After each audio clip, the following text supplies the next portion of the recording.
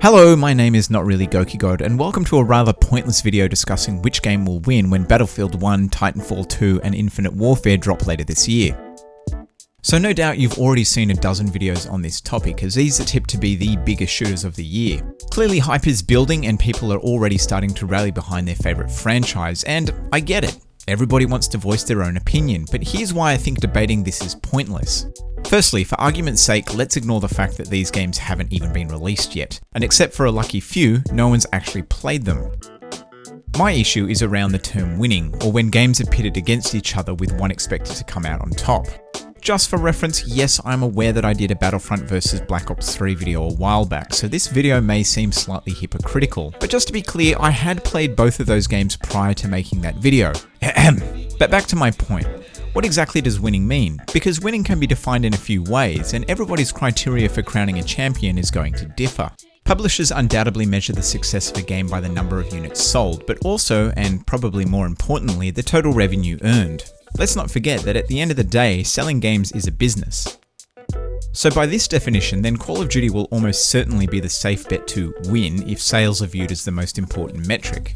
Now I know that some of you don't like Call of Duty and will say that Call of Duty is dying, and while I agree that it's in a decline, it's still one of the top selling games year on year, and it has been for almost a decade. Infinite Warfare might sell less than Black Ops 3, Advanced Warfare, or even Ghosts, but it still has a very good chance of being the top selling shooter, if not the top selling game this year. So sales is certainly one way to look at it, but winning can also be seen as the game that wins the most accolades. If we measure success this way, then you could use review scores and Game of the Year awards to gauge a game's success.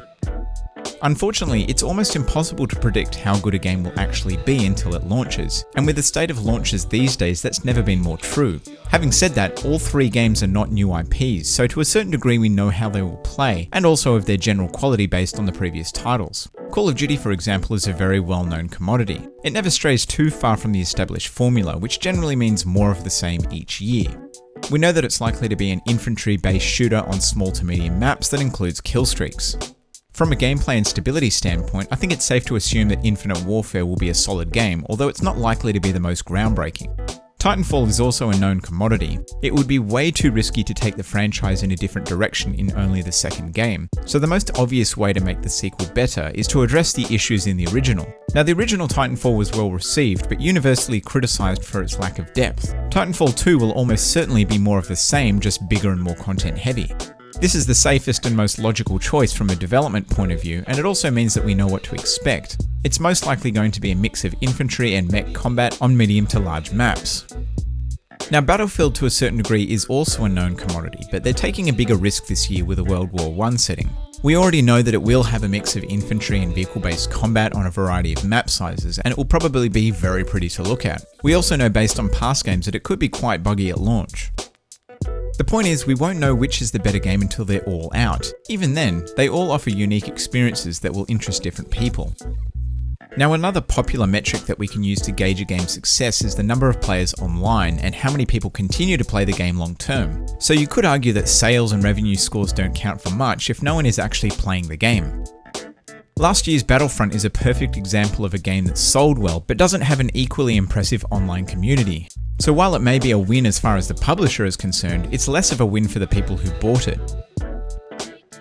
So as you can see, there's a lot more than one way to look at this, and in the end, all of these games are likely to sell well and have decent online communities. So sorry if this sounds like a cop-out, but the win is probably going to be determined by which one you end up buying and enjoying the most. It really is that simple.